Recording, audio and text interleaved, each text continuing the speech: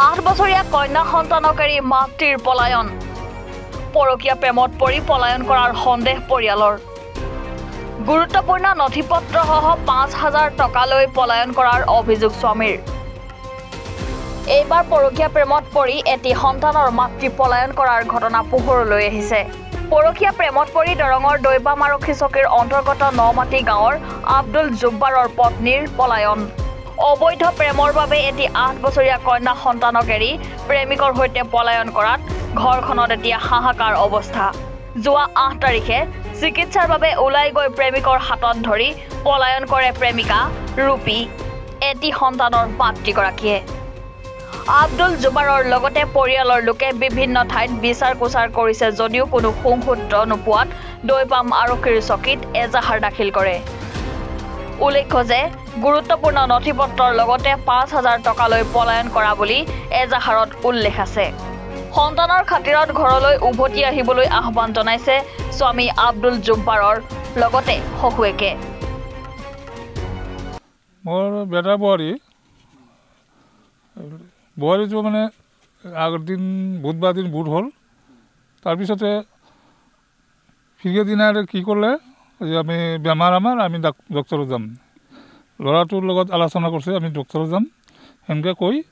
ক'লে যে আমি পইচা লাগে আমাৰ এই পইচাখিনি কিমান লৈছে সিহঁতে জানে পইচা লৈ ছোৱালী এটা আছে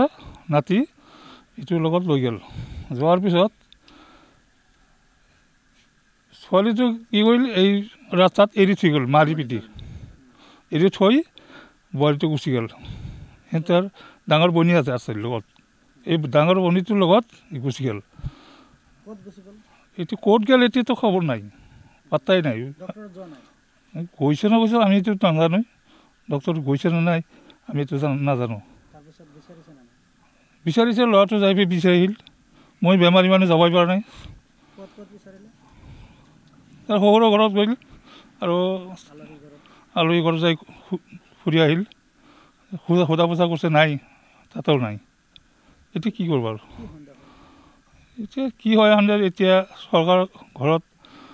জাননী দিছে দৈবাম থানাত দি আহিল এতিয়া ঘৰত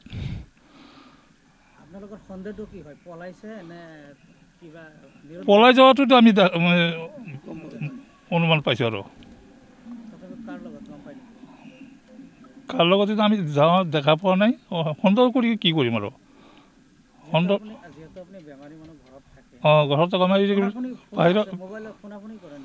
ফোনা ফোনি আমাৰ লগত আমি যোগ লগ কৰা নাই ল'ৰাটোৰ লগত কৈছে যে আমি বাহিৰত আছোঁ সেনেকৈ কৈ দিছে ঘৰত থাকোঁতে ফোনা ফোনি কৰি আছিল আমি শুনা পাই আছোঁ ল'ৰাটো তাত কিন্তু এতিয়া নাতিয়েও কৈছে যে মায়ে কাৰোবাৰ লগত ফোনা ফোনি কৰি থাকে তাৰ লগতে গ'ল নেকি এতিয়াতো আৰু আমিতো দেখা নাই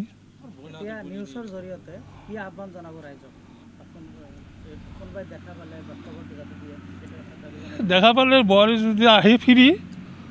কোনোবাই যদি পঠায় তেতিয়াহ'লে আহিলি আৰু ঘৰত আহি গ'লে ভালেই হ'ল নাহিলেতো নাই আমি আৰু কি কৰোঁ আৰু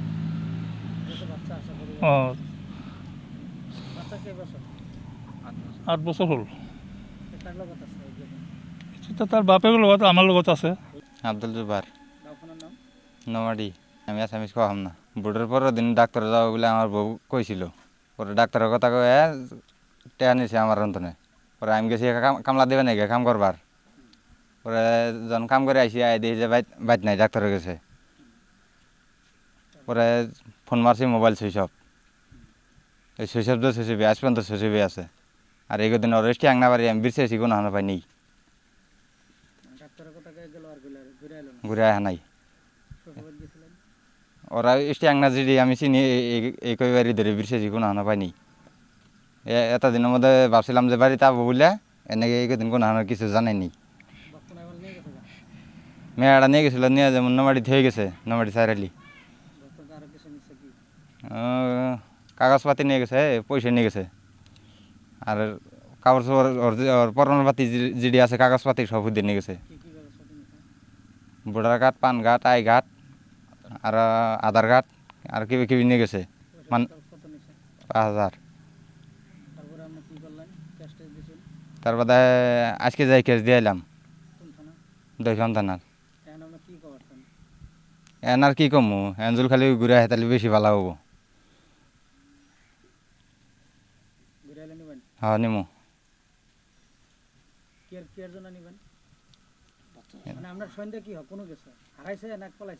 কোনো গেছে সঠিক কম না, আমার তো ওর খবর কয় নাই না। এন ফোন মারছি সুইচ অফ আছে, এন কোনো আছে কারাতে গেছে বা কিবা ই করছে অত দূরে আমার জানি না। না